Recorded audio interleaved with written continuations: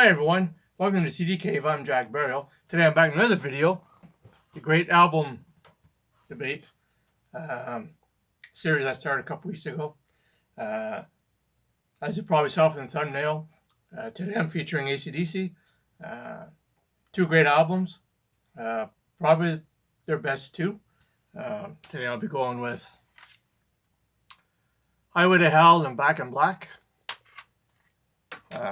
Which has always been a debate among AC/DC fans, which is why I decided to do this video. Before I get into that, though, don't forget, hit the subscribe button, leave a comment, and let me know what you think of these two albums. What's your favorite and why it's your favorite.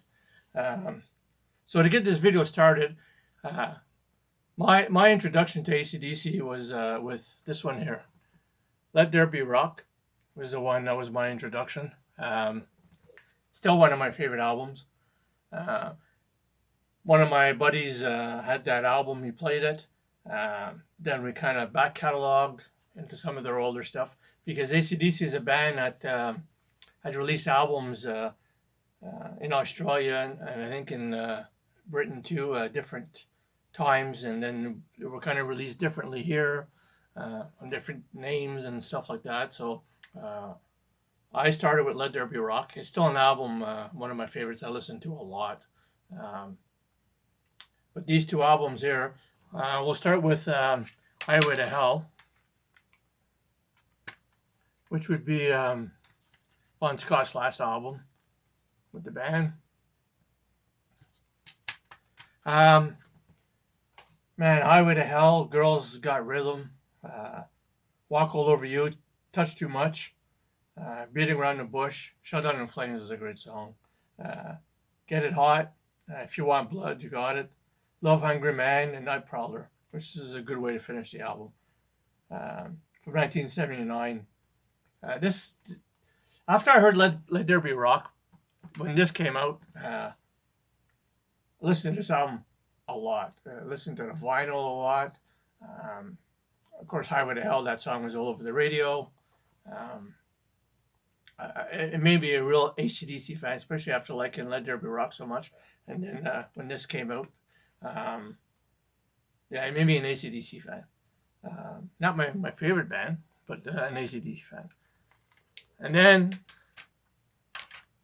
after Bon Scott's death,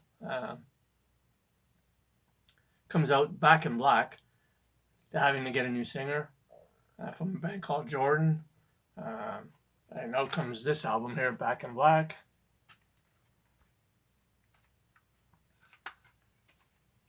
Of course, on Atco. Now, I remember when this album came out, one of my buddies, again, a different guy, picked up the vinyl. Invited me over to his house. We were in the basement. He had an awesome stereo back in the day. He had major Shure and Vega speakers, and it was a great system he had. And I remember when he first put the album out, Hell's Bells when it started.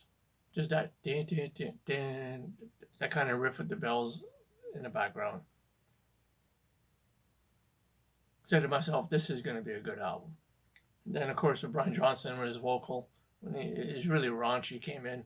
Then, Shoot the Thrill, What Do You Do for Money, Honey, Giving a Dog a Bone, Let Me Put the Love Into You, Back in Black, You Shook Me All Night Long, Have a Drink on Me, Shake a Leg, and Rock and Roll Ain't Noise Pollution from 1980.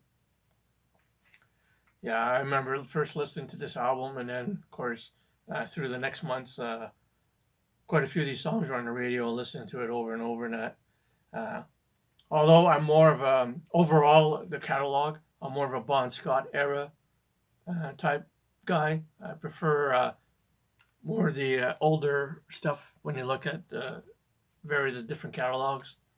But man, this album rocks. I know it's just like one of the biggest selling albums ever. So if you ask me, comparing these two, although I love this album, man, I got to go Back in Black. To me, this, I still listen to both of them, as well as Let There Be Rock is one of my favorite too. But man, I got to go with this album.